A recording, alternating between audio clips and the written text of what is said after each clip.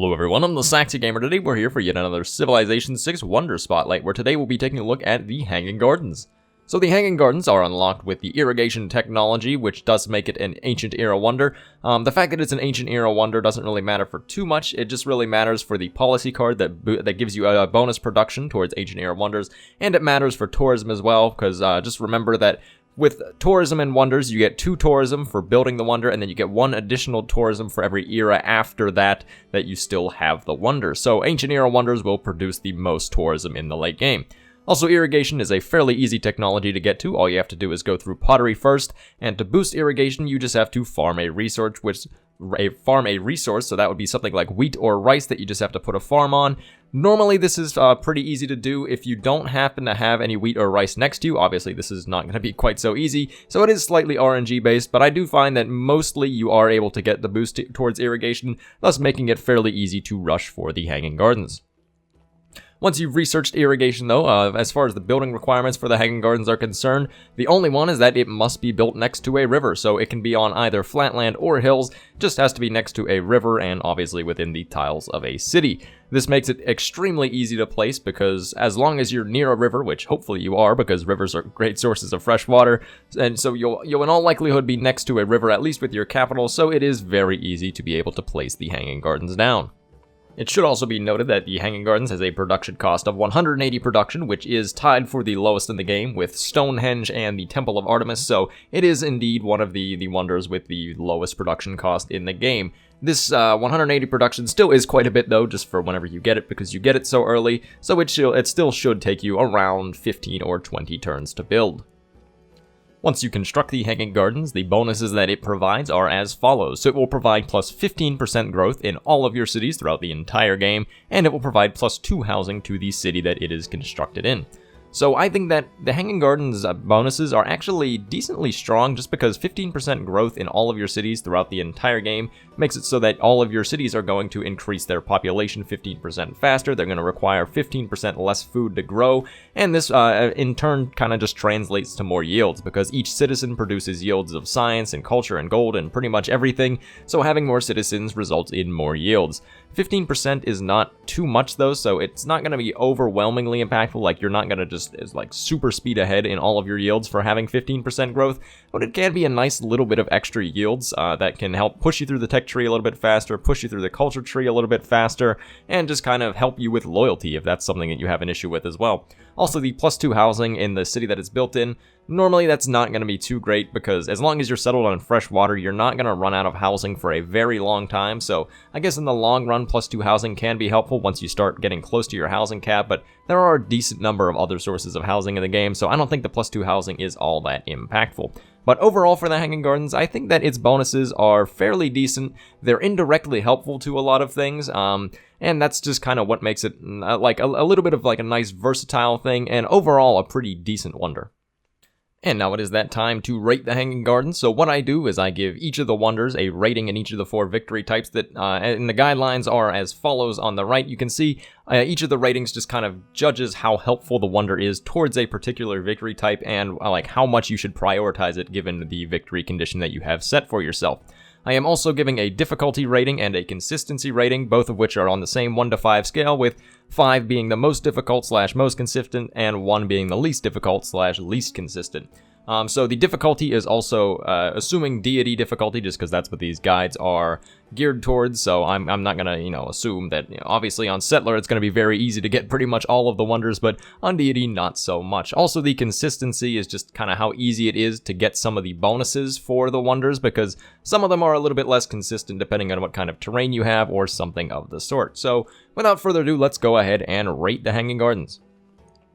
So Domination is up first, and I think that the Hanging Gardens definitely deserves a 1 for Domination. I would pretty much never build the Hanging Gardens for Domination reasons, and there's a number of reasons for this.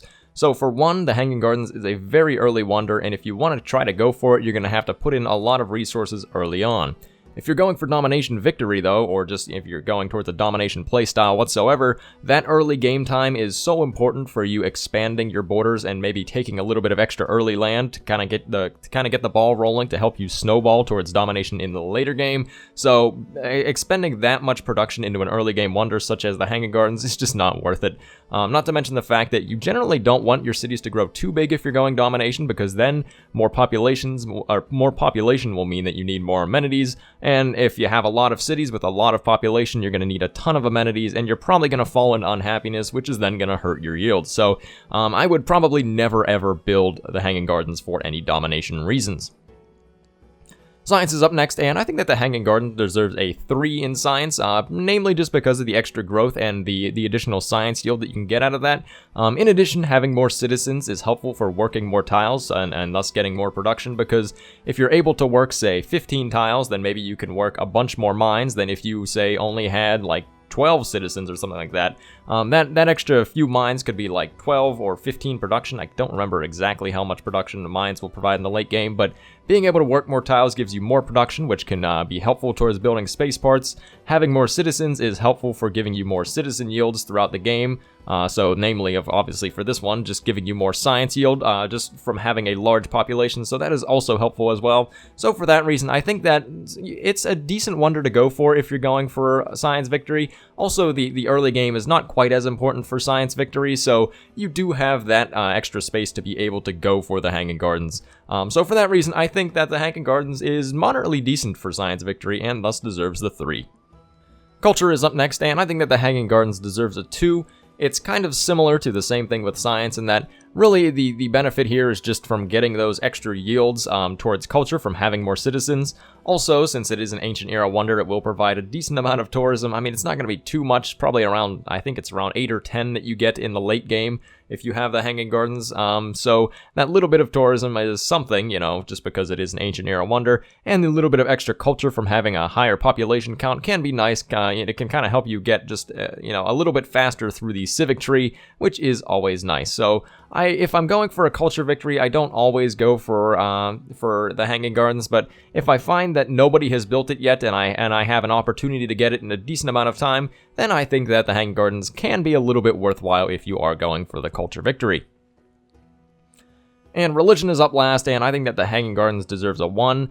It's just really not going to be too impactful. You are going to get technically a little bit more faith per turn from having more citizens, but whenever it comes to faith per turn, just getting, an extra 0.5 faith per turn from having one more citizen or something like that is not going to stack up very well, because there are a lot of other sources of faith in the game, and normally your faith yield will be so high that it's not going to really matter if you're getting an additional 6 or 7 faith per turn.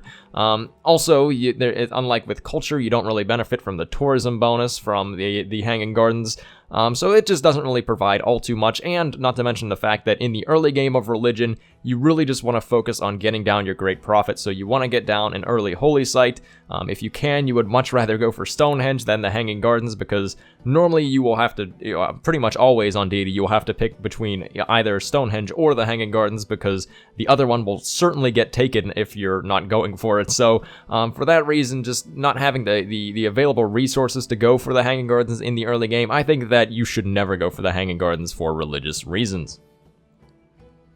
As far as the Hanging Gardens difficulty rating, much like with Stonehenge, it definitely deserves a 5 just because it is one of those early game wonders. And on deity, the AI starts off with a lot of Eurekas towards text, so they're going to be able to get to irrigation before you, they're going to have that 80% bonus production, and they're honestly probably going to build the Hanging Gardens before you even research irrigation unless you specifically rush for it. So the Hanging Gardens is one of the most difficult wonders to get on deity along with Stonehenge, so I would not always rely on being able to get it.